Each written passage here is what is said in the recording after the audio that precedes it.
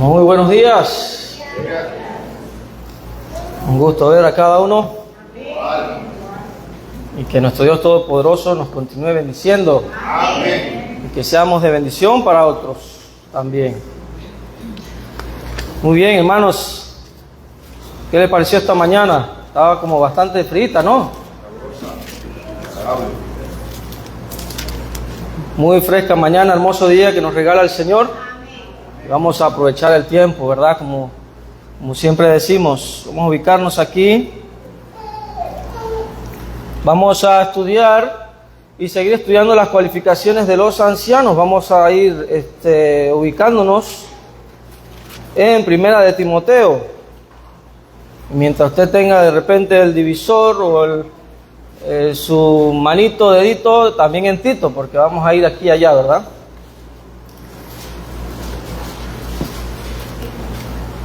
Las cualificaciones de los ancianos. Largo viaje que hemos tenido hasta ahora. Y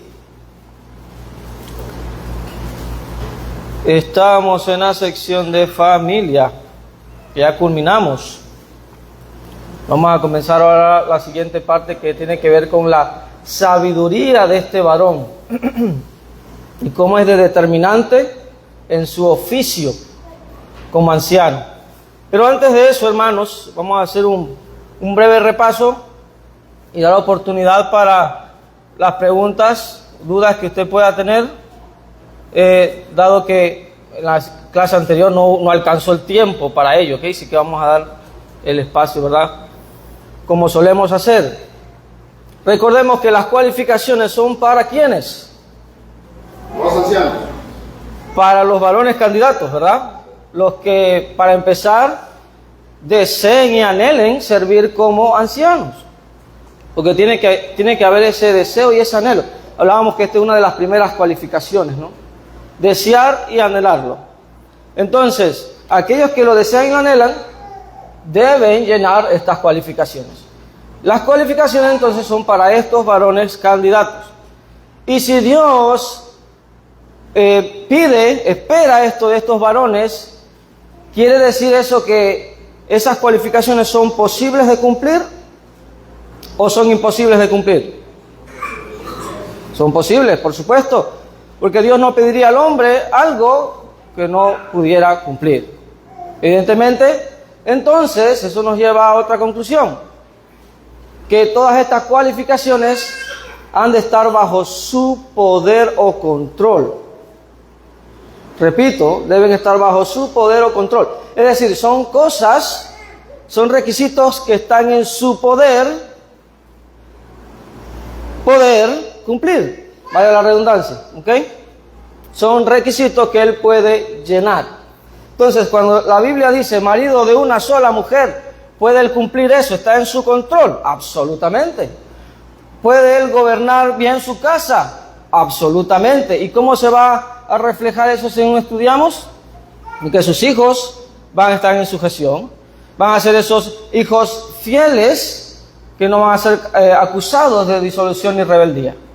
Entonces, de esa manera, él, estando eso bajo su control, entonces, como dice Primera de Timoteo, gobierna, lidera bien su casa. Entonces, ¿qué va a poder hacer en la iglesia? ¿Cuál es el verbo que utiliza ahí? ¿Gobernar bien? No, si gobierna bien su casa, entonces ¿qué va a poder hacer con la iglesia? ¿Qué dice el verbo? Cuidar, ¿verdad? Podrá cuidar a la iglesia del Señor. Entonces, recordemos eso, el enfoque, vamos a ponerlo aquí en pantalla, creo que lo tengo aquí. A ver, acá. El enfoque en estos versículos paralelos, obviamente Tito 1:6 es explicado, comprendido mejor con 1 Timoteo 3:4. El enfoque es su liderazgo, que está bajo su control, está bajo su poder. Si él es un buen líder en el hogar, entonces va a poder liderar correctamente la iglesia del Señor. Ese es el punto, ¿ok? Y 1 Timoteo 3:4 lo explica claramente. Ahí, vamos a leerlo, por favor. 1 Timoteo 3:4. Que convierta bien su causa, que tenga asistido en sujeción con toda honestidad. 5. En sujeción. Ajá, el versículo 5. Pues el que no sabe gobernar su propia casa, ¿cómo cuidará de la iglesia de Dios? Ok. Hablando entonces de la conducta de los hijos, eso va a ser determinante entonces para su labor en la iglesia. ¿Ok? Entonces eso en resumen. Abrimos el espacio, hermanos. ¿Preguntas o dudas? Hermano Juan, ¿lo escuchamos? Aquí en Timoteo aparece la palabra sujeción, ¿verdad? De bendito creyente. O sea, ese día que usted explicaba ahí, yo me quedé con esta definición. Voy a hablar de mí personalmente. Aquí en sujeción y el bendito es creyente. Entonces uno, cuando ve la palabra y usted explicaba que creyente es fiel. Entonces, a veces puedo pensar que es fiel a Dios, pero usted explicaba es fiel a su palabra. Me parece, no sé. Sí. ¿Verdad? Entonces, para nosotros, yo haré un comentario para mi hermano. O sea, está el padre, estoy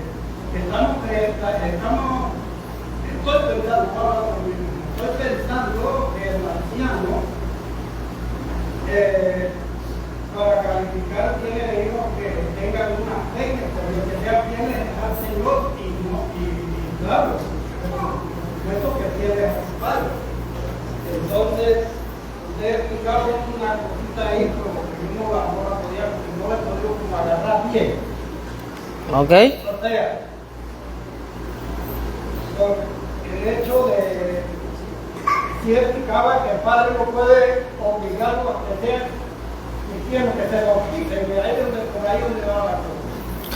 Sí, Yo entiendo que sí, entiendo que sí, ¿no? El padre ni nadie, porque Dios no quiere ni obliga a nadie. Así es. A mí no me obligó para estar aquí. Y creo que a nadie de los que estamos aquí tampoco. O sea, nadie en el corazón nuestro al buscar a Dios porque es algo que necesitamos a ustedes. Pero el caso es que no es lo mismo, para mí no es lo mismo un padre, un anciano, que solo tenga hijos creyentes y sean fieles a él, pero no fiel a Dios. Entonces, aquí la cosa es, ¿podrá este anciano ejercer el ancianato? Si sus hijos son solamente creyentes, o sea, y no cristianos, o sea, que no les interesa obedecer a la fe, no sé, hay que ok. Cuando nosotros sumamos esos dos versículos que están en pantalla, vemos que lo que está bajo observación es la conducta de los hijos como un reflejo del liderazgo del padre. Ese es el requisito. Dios no espera más que eso, porque no puede forzar al padre a que fuerce al hijo a obedecer el evangelio. El evangelio no puede ser forzado. Entonces, ese es el requerimiento aquí. ¿Ok? Si tenemos claro cuál es el requerimiento, de que los pasajes hablan de la conducta del hijo como reflejo del liderazgo del padre, entonces entendemos que el requerimiento está bajo su poder, está bajo su control. Esto quiere decir que este padre tiene que ejercer tal liderazgo que su hijo ande ordenadamente, se sujete a él. Y no necesariamente un hijo sujeto y que anda ordenadamente es cristiano. Podemos dar muchos ejemplos aquí, de aquí mismo, de hijos que están sujetos a sus padres aquí en esta congregación y no son cristianos aún. Entonces el requerimiento es ese. Entendemos también, por el contexto general, que el requerimiento no es que él los tenga como cristianos, porque eso entraría en un serio problema con la doctrina de la salvación.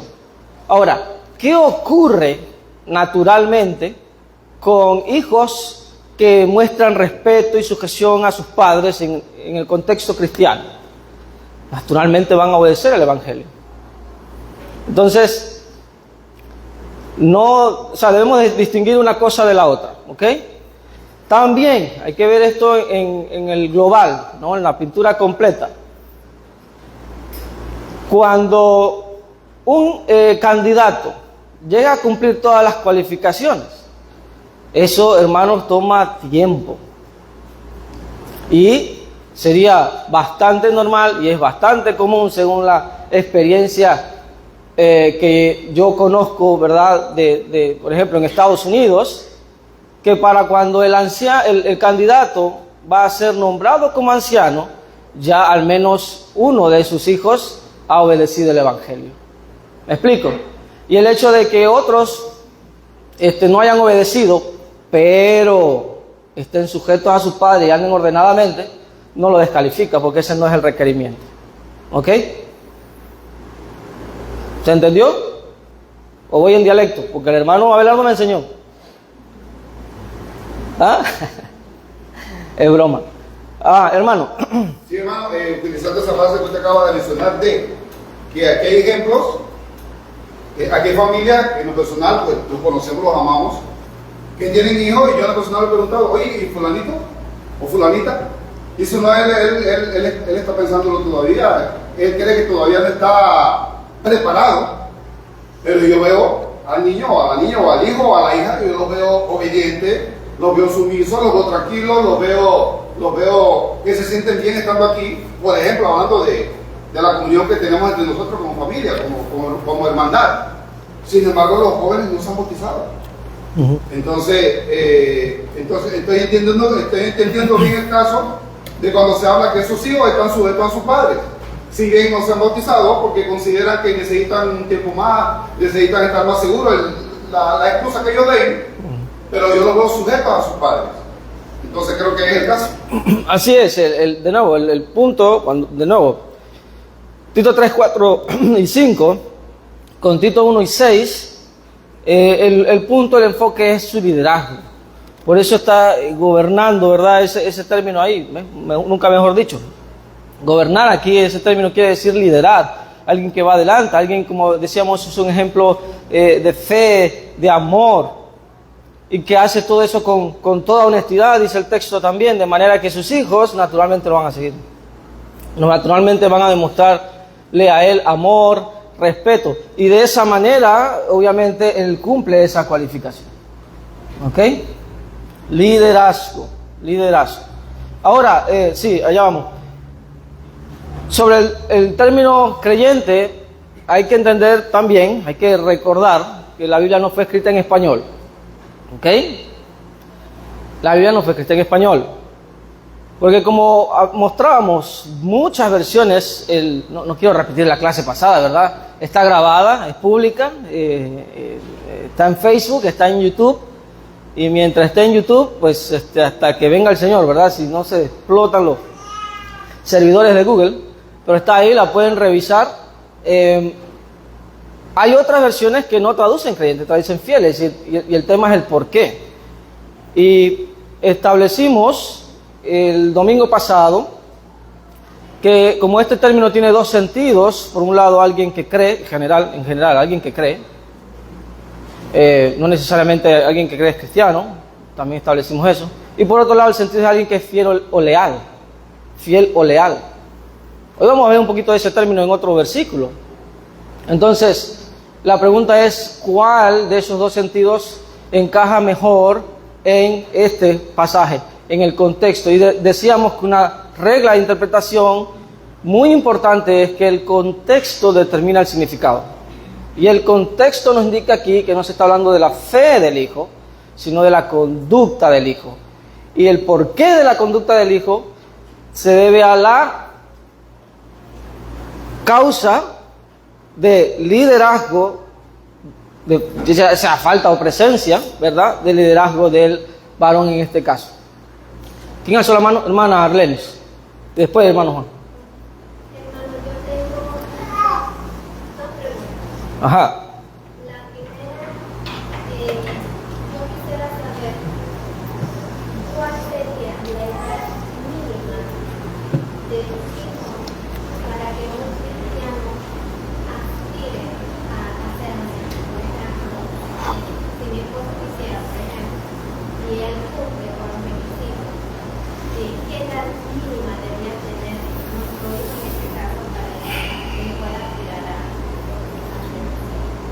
Excelente pregunta. Esa pregunta me la he hecho yo también.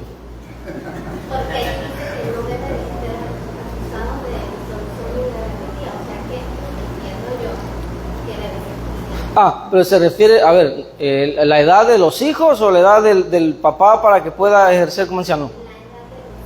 La edad de los hijos. Ok, ya está entendiendo la pregunta de otra manera. De la edad de, ¿cuál es de la edad de un varón para que pueda ejercer como anciano? Ok, ya eso es otra cosa. Ok, esa es muy buena pregunta. Es difícil contestar una edad porque todos los niños son diferentes, su madurez es diferente, pero establecimos por el verbo tener, tenga, que es un verbo activo allí, es que también implica que están bajo su jurisdicción, ¿ok? Entonces, mientras estén bajo su techo, ellos deben responder a su padre independientemente de la edad que tengan. Obviamente que hay edades muy complicadas, como le llaman los terribles 3, los terribles 2 y los terribles 4. Nosotros acabamos de pasar por ahí y eso seguimos pasando por ahí, de hecho.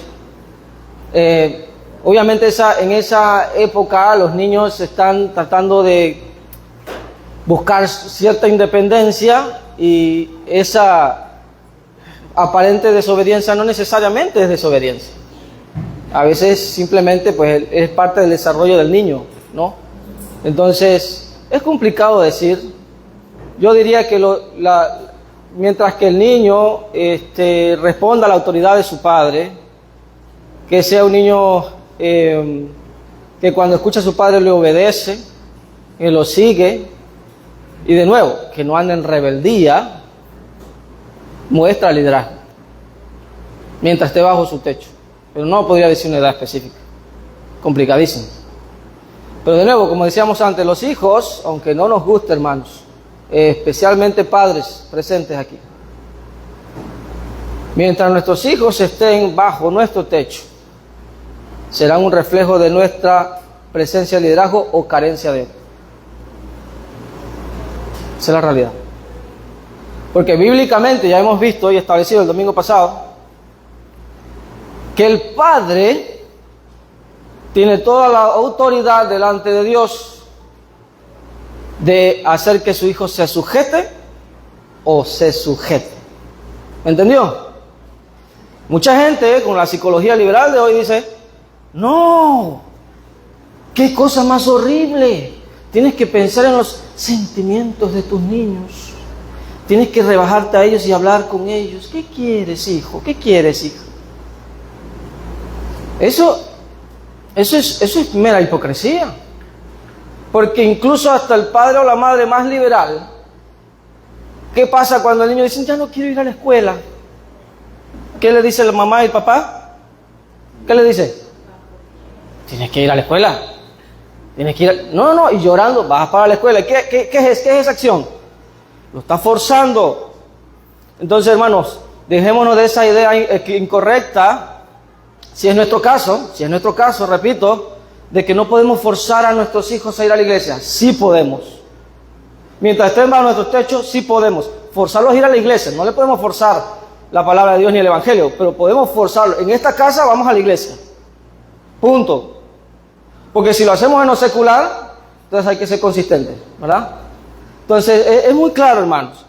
Y ya sabemos qué pasaba en el Antiguo Testamento cuando los hijos no obedecían al padre. Después de alguna u otra amonestación y seguida de rebelde y contumaz, dice el español de la Reina Valera del 60, ¿qué ocurría? Y él va con él. Cosa seria, ¿verdad? Hermano Juan, después el hermano Abelardo. La hermana tenía 2 preguntas. Sí, la hermana Arlene tenía 2 preguntas. Discúlpeme, hermano. Voy a estar pendiente de eso. Gracias, mi hermano. Sí, mi hermano, vea, si yo no veo que usted alza la mano, no sé, tire un zapato, hágame así o no sé. Pero tiene un zapato arriba, no me lo tire a mí. Hermana Arlene. Mi otra pregunta, hermano, es, por ejemplo, hablando de aquí de la congregación de Santiago,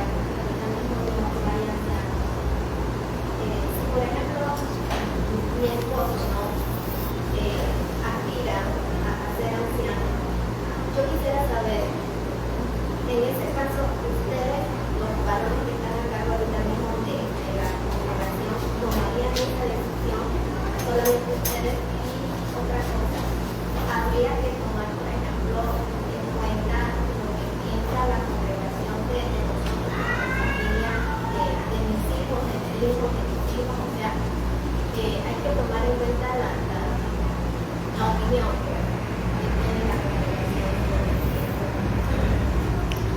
Muy buena pregunta. El proceso de establecer ancianos, según el patrón del Nuevo Testamento, comienza con el predicador.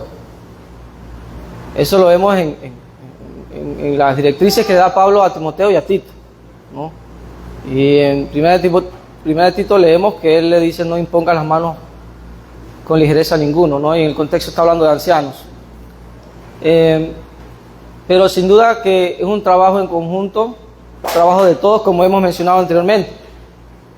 Y por supuesto que entra la congregación debe reconocer a estos hombres como sus líderes.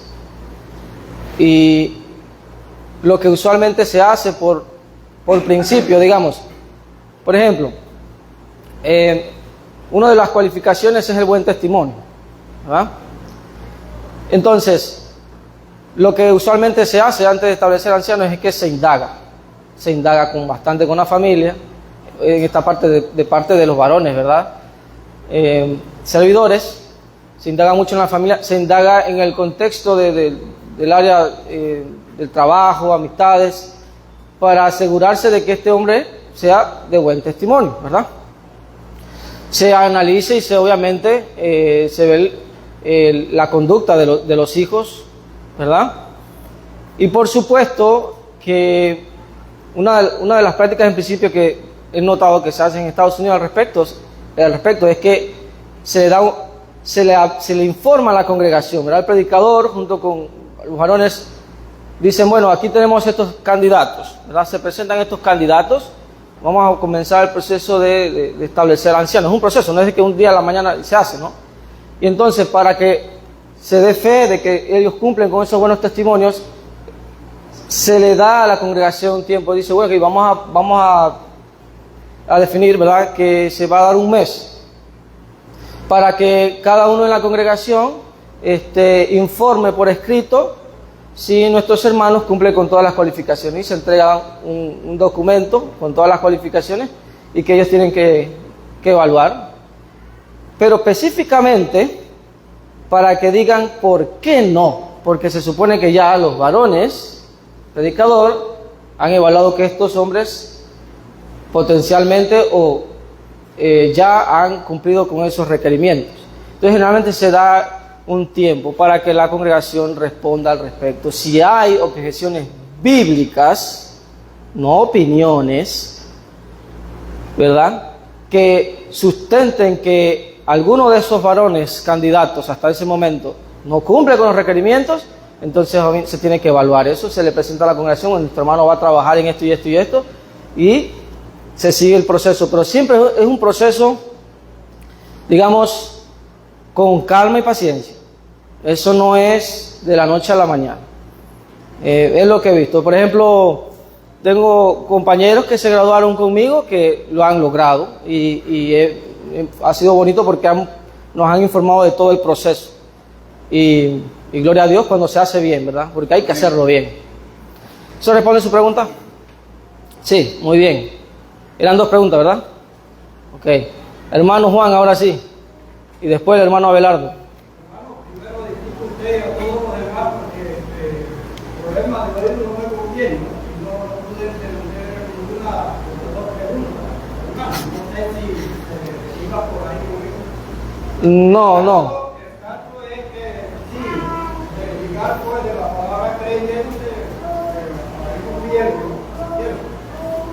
Y algunos comentarios, algo que usted está diciendo ahí, pues me llevan a, usted dice, los predicadores, para que el que va a ser calificado, porque ahí vamos a ver una palabra que reúna todos los requisitos. Si un anciano tiene hijos todos creyentes, y él es a su papá, a su padre, todo. Pero ya está ejerciendo el ancianato. Su anciano, está haciendo su trabajo. ¿Y qué pasa? Ya son mayores, vamos a ver 30 años. Y él tiene 5 años de estar ejerciendo la labor de anciano, pero sus hijos todos son creyentes. Para mí, no sé, hay una contrariedad, porque usted mencionó también una parte que me parece un poco bastante también, y el hecho de que el padre, pues, usted dijo, o va para la iglesia, o el niño va para la escuela, o va para la escuela, ¿no? Entonces, me parece que usted aquí un poco mi opinión, ¿qué le va a decir? Porque él no puede quedarse con sus hijos solamente como creyente, porque entonces si él sale a evangelizar, supongamos, ¿cómo va a evangelizar si sus hijos no son bautizados? Ya respondimos eso, hermano. Si él ha cumplido, no es responsabilidad de él de que la desobediencia. En este caso al evangelio del hijo. Eso es individual. Pero puede permanecer con estos hijos. Entonces, esa es la parte que a mí me entiende. De nuevo, ese no es el requerimiento. Porque fíjense esto. Si fuera un requerimiento, eso quiere decir, aplicando de nuevo el texto a la realidad de la iglesia como líder, quiere decir que en la iglesia, cuando este anciano predique el evangelio, cuando las personas no le obedezcan el evangelio, él queda descalificado. ¿Me explico? Es igual para ambos lados, que ese es el punto. Esto es una balanza. Si él es líder en su hogar, él es líder en la congregación. Ese es el principio que Pablo ha establecido. Si decimos nosotros que él debe sí o sí hacer que sus hijos sean cristianos, entonces cuando prediquen en la iglesia a los incrédulos, los demás tienen que responder sí o sí que sean cristianos. Y si no lo hace, queda descalificado. De nuevo, Dios no nos ha enviado a forzar el evangelio a nadie. Ese no es el requerimiento. Es un caso extremo. Pero, de nuevo, en ese caso extremo, según lo analizamos en el texto, yo no veo descalificación. Porque si yo digo, hay descalificación, entonces la consecuencia lógica es, debe forzar el evangelio en ambos lados, debe forzarlo. Y eso no es lo que ha pedido Dios. Recordemos el principio en Ezequiel, capítulo 18, el padre no llevará los pecados del hijo, el hijo no llevará los pecados del padre. Puede ser el caso, hermanos, y han habido casos en donde ambos padres, ¿verdad?, han hecho toda su labor, ya sacando el contexto de ancianado, han hecho toda su labor para predicarles el evangelio, anunciarles el evangelio en ejemplo, en obra a sus hijos. Llegan a la edad de responsabilidad, no lo obedecen, cumplen mayoría de edad y se van de la casa. ¿Qué podemos hacer? ¿Qué puede hacer el padre en ese caso? ¿Qué puede hacer la madre en ese caso? No puede forzarlo. Entonces, de nuevo, como eso nunca ha sido un requerimiento, el requerimiento ha sido predicar, pues entendemos que obviamente el evangelio no se puede forzar. ¿Ok? Hermano Abelardo.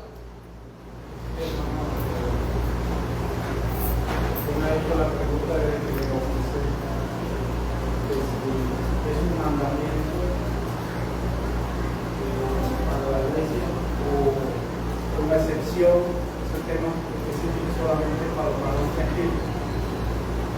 Yo lo he tomado de mi parte lado, eso, que gobiernen de su casa es un tarea que es del padre y de la madre.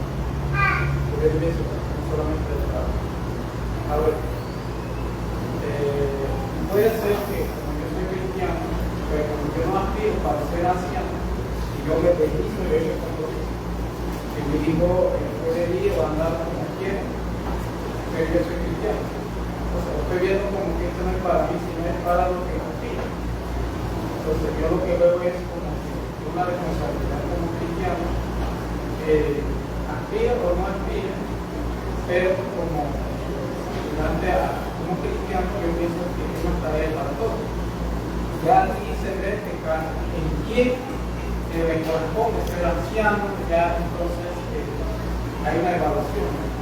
Pero yo veo la mente de que, bueno, eso es muy responsable porque yo no aspiro. Entonces mi hogar puede hablar de esa verdad porque yo soy un cristiano y mi hijo no. O sea, mi responsabilidad es conmigo, es conmigo. Entonces a veces yo quiero ver si el mandamiento o no es un mandamiento para la iglesia o solamente para son los varones que aquí para ser ancianos. Muy bien.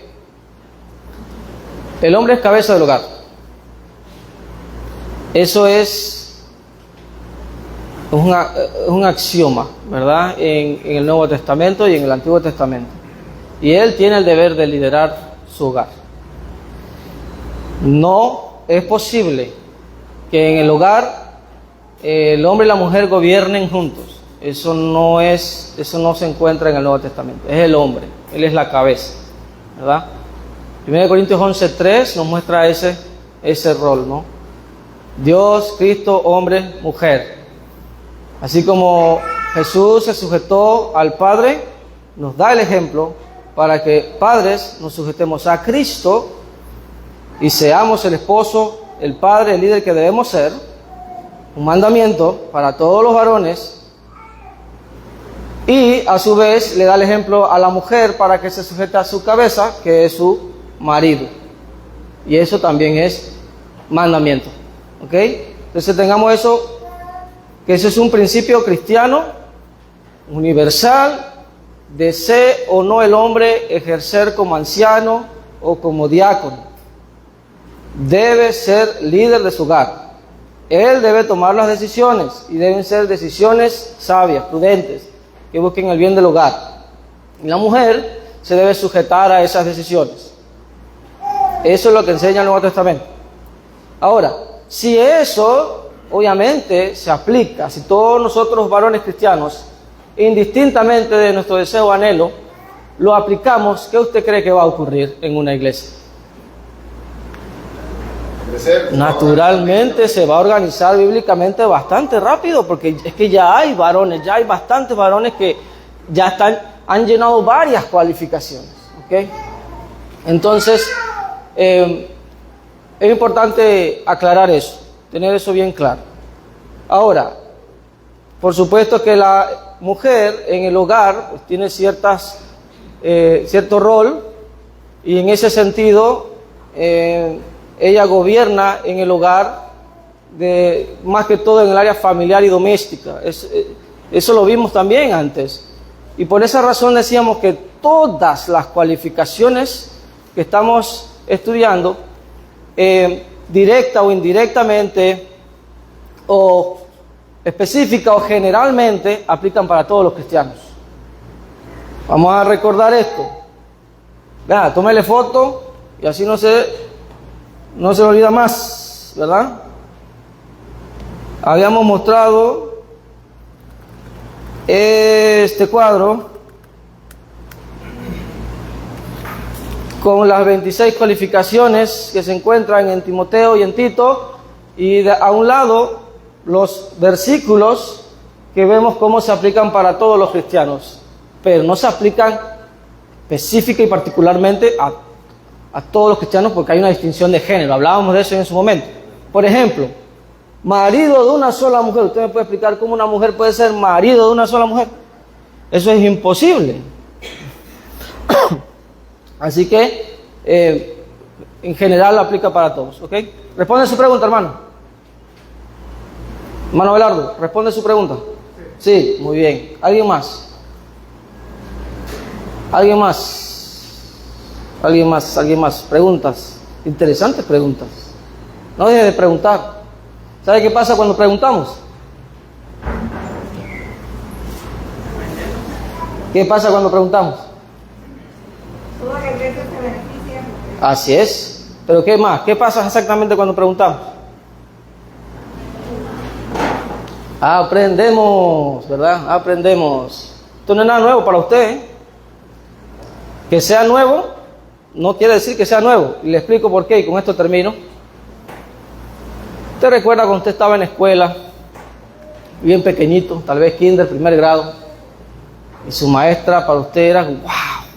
Usted le abría los ojos, le enseñaba unas cosas impresionantes y usted decía, wow, eso era nuevo e impresionante. Pero ¿qué pasaba el día siguiente? Lo mismo. Wow, no sabía eso. Entonces luego usted cursa de grado, se va a segundo grado, y resulta que ahora se ahonda un poco más de lo que usted había estudiado en primer grado, y usted dice, yo no sabía que eso era así. Y después va a tercer grado y lo mismo, y después a cuarto grado lo mismo, y después a quinto grado lo mismo, y cuando usted sale de primaria, y, wow, ¿cómo ha aprendido? Pero usted entra a secundaria y dice, yo pensé que realmente esto que aprendí en primaria era así, pero resulta que era así. ¡Wow! ¿Sabe cómo se llama eso? Aprendizaje. ¿Ok? Sé que no se lo va a olvidar. Aún más cuando usted sale de secundaria y usted se va a la universidad. ¿Qué pasa en la universidad? Cuando usted ya empieza incluso a estudiar todo tipo de literatura, más aún se abre, ¿verdad?, su entendimiento. Entonces, no dejamos de aprender nunca. Así que tengamos eso en nuestro corazón. Hermanos, estamos en receso. Que el Señor les bendiga. Amén.